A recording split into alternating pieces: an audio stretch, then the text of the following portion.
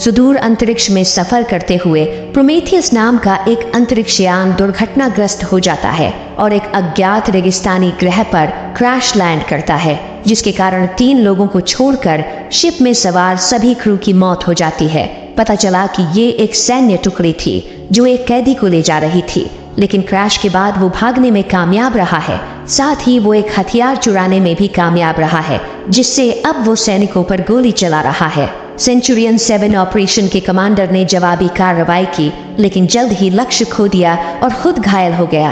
Crew के सभी सदस्यों के पास क्लियो नाम का एक डिवाइस है जो बेस से संपर्क करने में सक्षम है। साथ ही वो डिवाइस उनकी लोकेशन और उनकी शारीरिक गतिविधियां भी ट्रैक कर सकता है। कमांडर अल्फा बेस के साथ सिस्टम कनेक्शन को सक्रिय करता है और जहाज के दुर्घटनाग्रस्त होने और कैदी के भागने की रिपोर्ट करता है। अल्फा बेस से उन्हें बताया जाता है कि वो उनकी मदद के लिए एक नजदीकी जहाज भेज रही हैं, लेकिन जहाज को पहुंचने में 100 घंटों का समय लगेगा। इसके अलावा उन्हें हर कीमत पर भगोड़े कैदी को जिंदा पकड़ने का आदेश मिलता है। क्लियो घायल आदमी को इंजेक्शन लगाती है और कैदी की लोकेशन बताती है जो उनसे 1 किलोमीटर दूर है। ग्रह निर्जीव है और किसी भी नक्शे पर दिखाई नहीं देता है। यहाँ का वातावरण पतला है, इसीलिए क्लियो सैनिकों को सुझाव देती है कि जब तक आपका शरीर इस ग्रह के अनुकूलन में नहीं हो जाता तब तक अपना हेलमेट न उतारे। यहाँ दिन 33 घंटे का होता है और रात केवल 5 घंटे की, जो सैनिकों को स्वर्ग जैसा लगता है। कमांडर सूचित करता है कि भागे हुए कैदी को पकड़ने के लिए केवल 3 दिन बचे हैं, इसीलिए उन्हें इस काम को जल्दी खत्म करना होगा। लेकिन जाने से पहले वो जहाज के अवशेषों को एक ढाल के रूप में उपयोग करने के लिए लेते हैं और निर्धारित मार्ग का अनुसरण करते हैं। जल्द ही वो कैदी को देख लेते हैं, लेकिन सैनिक बहुत थके हुए हैं। इसके अलावा ग्रह पर बहुत गर्मी है। उन्हें समझ में नहीं आता कि कैदी इन परिस्थितियों में इतनी तेजी से कैसे आगे बढ़ सकता है। सैनिक कमांडर को सुझाव देते हैं कि कैदी प्यास से मर जाएगा, फिर वो उसे आसानी से ले जा सकते हैं।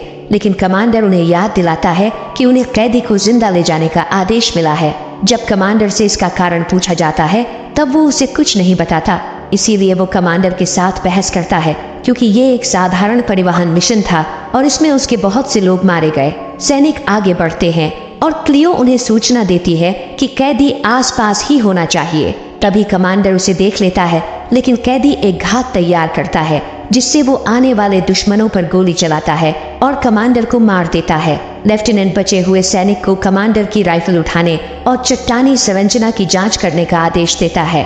सैनिक ठीक वैसा ही करता है और जब वो दुश्मन को नोटिस करता है तो उसे गोली मार देता है। लेफ्टिनेंट उसे दुश्मन से दूर रहने और पास न जाने का आदेश देता है, लेकिन सफलता के नशे में वो उसकी बात नहीं सुनता और उस स्थान पर जाता है जहां कैदी को गोली मारी थी, लेकिन केवल उसका लबादा पाता है। ठीक तभी कैदी उसके पीछे से आता है और उस पर हमला करता है। मुठभेड़ में सैनिक का हेलमेट टूट जाता है और पता चलता है कि ये एक अलौकिक जाति के प्राणी है जिसे सेडोनियन कहा जाता है। कैदी सैनिक के गले में चाकू घोंप देता है और मार देता है। लेफ्टिनेंट भी गोलीबारी के स्थान पर पहुंचता है और सैनिक को मरा हुआ पाता है। तभी वहां पर कमांडर आता है, जो कि आश्चर्यजनक रूप से बच गया। लेफ्टिनेंट रात में सुरक्षा बीकन लगाता है और रात बिताने के लिए दोनों एक गुफा में शरण लेते हैं। लेफ्टिनेंट कमांडर की स्थिति के बारे में पता लगाने के लिए क्लियो से बात करता है और वो चोटों और उसके द्वारा किए गए उपायों की सूची बनाती है। लेफ्टिनेंट कमांडर के शरीर को स्थिर करने और दर्द निवारक दवाओं की एकाग्रता को कम करने का आदेश देता है, ताकि कल वो यात्रा न कर पाए, क्योंकि कल वो अपने साथ कमांडर को नहीं ले जाना चाहता। अगली सुबह क्लियो उन दोनों को अपने हेलमेट उतारने की अनुमति देती है। लेफ्टिनेंट हैरान है क्योंकि कैदी के पास लाइफ सूट भी नहीं है, फिर भी वो जीवित है। कमांडर बताते हैं कि वो जीव किसी भी हवा या वातावरण से प्रभावित नहीं होते और ऐसे माहौल में भी जीवित रह सकते हैं। लेफ्टिनेंट कमांडर को ये बताने के लिए मजबूर करता है कि ये मिशन इतना महत्वपूर्ण क्यों है। कमांडर को ना चाहते हुए भी बताना पड़ता है कि कैदी बहुत खतरनाक है। हमने हमारी अपनी दुश्मनी के लिए उनका ग्रह नष्ट कर दिया और अब वो अपनी जाति का बचा हुआ एकमात्र जीवित प्राणी है। अब वो प्रतिशोध में उनके ग्रह को नष्ट करने की धमकी दे रहा है, इसीलिए उसे जिंदा पकड़ना जरूरी है। लेफ्टिनेंट नाराज है क्योंकि कमांडर ने मिशन के खतरे के बारे में अपने दस्ते को सूचित नहीं किया, जिसके कारण उसके लोग मारे गए। झगड़ा लड़ाई में बदल जाता है, लेकिन कमांडर लेफ्टिनेंट से कहता है कि एक सैनिक होने के नाते हमारा फर्ज बनता है कि हम बिना सवाल उठाए आदेशों का पालन करें। तभी अचानक चट्टान के पीछे से एक गोली आती है और कमांडर का सिर उड़ा देती है। लेफ्टिनेंट एक चट्टान के पीछे छिप जाता है और क्लियो से बात करता है, जो उसे कैदी के भागने की दिशा के बारे में सूचित करती है। लेफ्टिनेंट कमांडर का हथियार लेता है और चल देता है। ग्रह पर बहुत गर्मी है और कोई वनस्पति भी नहीं है, यहाँ केवल रेत और चट्टानें हैं। लेफ्टिनेंट कैदी का पीछा करता है और क्लियो उसे सूचित करती है कि कैदी ने चलना बंद कर दिया है, शायद वो गर्मी और प्यास से डिहाइड्रेशन का शिकार हो गया होगा। लेफ्टिनेंट उसे ट्रैक करता है, लेकिन उसे केवल उसका ट्रैकिंग डिवाइस ही मिलता है। पता चला कि वो इसे अपने गले से बाहर निकालने में कामयाब रहा। तभी लेफ्टिनेंट के पीछे की रेत हिलती है और रेत से एक आदमी बाहर आता है, जो लेफ्टिनेंट को बेहोश कर देता है। कैदी को दुश्मन के बैग में एक विशेष उपकरण मिलता है और वो हेलमेट उतार देता है, जिससे हमें पता चलता है कि कैदी एक पृथ्वीवासी मानव है। आदमी घटनास्थल से चला जाता है और जब लेफ्टिनेंट को होश आता है, तब उसे पता चलता है कि कैदी क्लियो को अपने साथ ले गया है। वो अपने जख्मों की देखभाल करता है और फिर कमांडर की मृत्यु के स्थान पर लौटता है, जहां से वो कमांडर की क्लियो उठा लेता है। इसी बीच कैदी दुश्मन की आपूर्ति से पानी पीता है और घावों पर पट्टी बांधता है। बाद में वो क्लियो को सक्रिय करने की कोशिश करता है और जेरिको के रूप में अपनी पहचान बताता है, लेकिन क्लियो उसे एक अपंजीकृत उपयोगकर्ता के रूप में पंजीकृत करती है और एक्सेस टर्मिनेट कर देती है। साथ ही वो लेफ्टिनेंट से संपर्क करती है और उसे जेरिको की लोकेशन भेज देती है। लेफ्टिनेंट जेरिको की लोकेशन की तरफ आगे बढ़ता है, जबकि जेरिको आराम करने के लिए एक चट्टान के नीचे सो जाता है। इसका फायदा उठाते हुए एक स्थानीय जानवर उसके कपड़ों में घुस जाता है और उसका खून चूसने लगता है। जेरिको उसे पकड़ लेता है और उसे जिंदा ही खाना शुरू कर देता है, लेकिन तभी वो लेफ्टिनेंट को देखता है और क्लियो को निष्क्रिय कर देता है। लेफ्टिनेंट चिल्लाता है कि संचार के बिना वो इस ग्रह से बाहर नहीं निकल पाएंगे। उनके बीच झगड़ा होता है और जेरिको स्वीकार करता है कि वो दुश्मन को अपने साथ ले जाने का इरादा रखता है। अगर वो उसे मारना चाहता तो उसे बहुत पहले ही मार देता। लेफ्टिनेंट ने धमकी दी कि अब वो बचाव दल के आने से पहले उसे मार डालेगा। जेरिको भागने लगता है और लेफ्टिनेंट उसका पीछा करता है। जल्द ही वो एक गहरी दरार के पास आमने सामने मिलते हैं। जेरिको उसे हार मानने और घर जाने के लिए कहता है, क्योंकि उसके पास अभी भी एक घर है। हालांकि लेफ्टिनेंट उसकी बात नहीं मानता और उसे एक प्रोजेक्टाइल से गोली मारता है, जो जेरिको के कंधे में लगती है और वो घायल हो जाता है। जेरिको ताकत खो देता है और एक चट्टान की छाया में आराम करने के लिए बैठ जाता है। वो दुश्मन के हथियार को अपने बूट में छिपा लेता है और फिर लेफ्टिनेंट से संपर्क करता है। उनकी बातचीत से पता चलता है कि इंसानों ने सेडोनियन के दुश्मन ड्रेक्सियन को पृथ्वी पर पनाह दी थी। इस वजह से सेडोनियन ने पृथ्वी को नष्ट कर दिया और मानव जाति को मिटा दिया। जेरिको का कहना है कि अब वो इसका बदला लेगा और उनके ग्रह को नष्ट कर देगा। लेफ्टिनेंट जेरिको को आत्मसमर्पण करने और उनके साथ चलने की पेशकश करता है ताकि उसकी जान बच जाए, लेकिन वो मना कर देता है।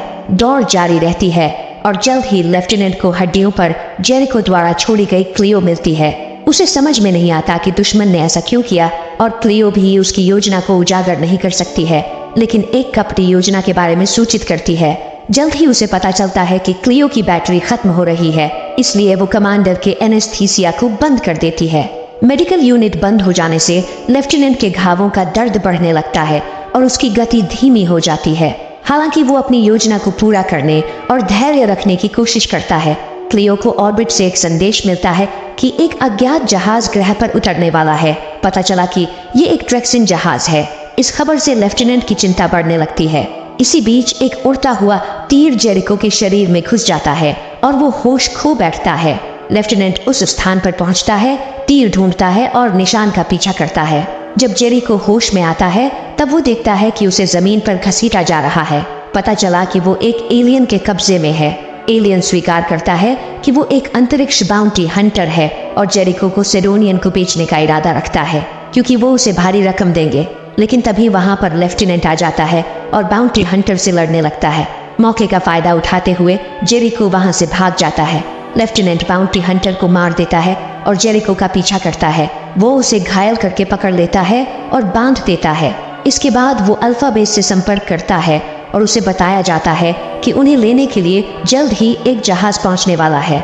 लेफ्टिनेंट उन्हें अपनी लोकेशन भेजता है और इंतजार करने लगता है। वो जेरिको से बातचीत करना शुरू करता है और उसे पता चलता है कि वो पृथ्वी के सैन्य बलों का लेफ्टिनेंट है। साथ ही वो सिडोनिया ग्रह पर परमाणु बमों से लैस एक जहाज भेजने में कामयाब रहा है, जो कि सिडोनिया को नष्ट कर देगा। इसीलिए उसका जीवित रहना जरूरी है, क्योंकि केवल वही जानता है कि ये विशाल जहाज कहाँ है। ये तर्क लेफ्टिनेंट को सोचने पर मजबूर करता है। क्योंकि उसके ग्रह पर कई महिलाएं और बच्चे हैं जो इस युद्ध के लिए जिम्मेदार नहीं है। वो बताता है कि उसकी खुद की एक पत्नी और एक बच्चा है और वो उनसे फिर से मिलना चाहता है। जेरिको को लगता है कि वो गलत कर रहा है, इसीलिए वो जहाज का स्थान बताने के लिए तैयार हो जाता है। लेफ्टिनेंट उसे क्लियो का एक्सेस दे देता है और जेरिको अल्फा बेस को गुप्त जहाज का स्थान बता देता है। हालांकि इसके तुरंत बाद लेफ्टिनेंट को आदेश मिलता है कि कैदी को खत्म कर दो। लेफ्टिनेंट का कहना है कि उसने झूठ कहा था, उसके कोई बच्चे नहीं है और पत्नी भी नहीं है। जेरिको कहता है कि फिर तो चिंता की कोई बात ही नहीं है जब तुम्हारे ग्रह के चीथड़े उड़ेंगे। पता चला कि उसने सिडोनियन को धोखा दिया है। उसने जो जहाज का स्थान बताया है वहाँ कोई जहाज नहीं है। जेरिको लेफ्टिनेंट पर हमला करता है क्योंकि वो बहुत समय पहले मुक्त हो गया था।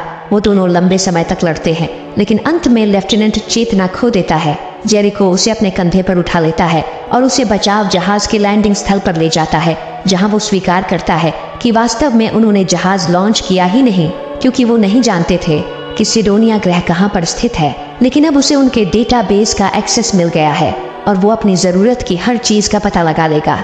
इस ग्रह पर जहाज का क्रैश हो जाना कोई कोइंसिडेंस नहीं था, बल्कि उसमें उसका ही हाथ था। इसके अलावा वो जिस परमाणु हथियारों से लैस जहाज की तलाश कर रहे हैं वो इसी ग्रह पर छिपा हुआ है। जेरिको कहता है कि अब सिडोनियन भी विलुप्त हो जाएंगे, बिल्कुल पृथ्वीवासियों की तरह।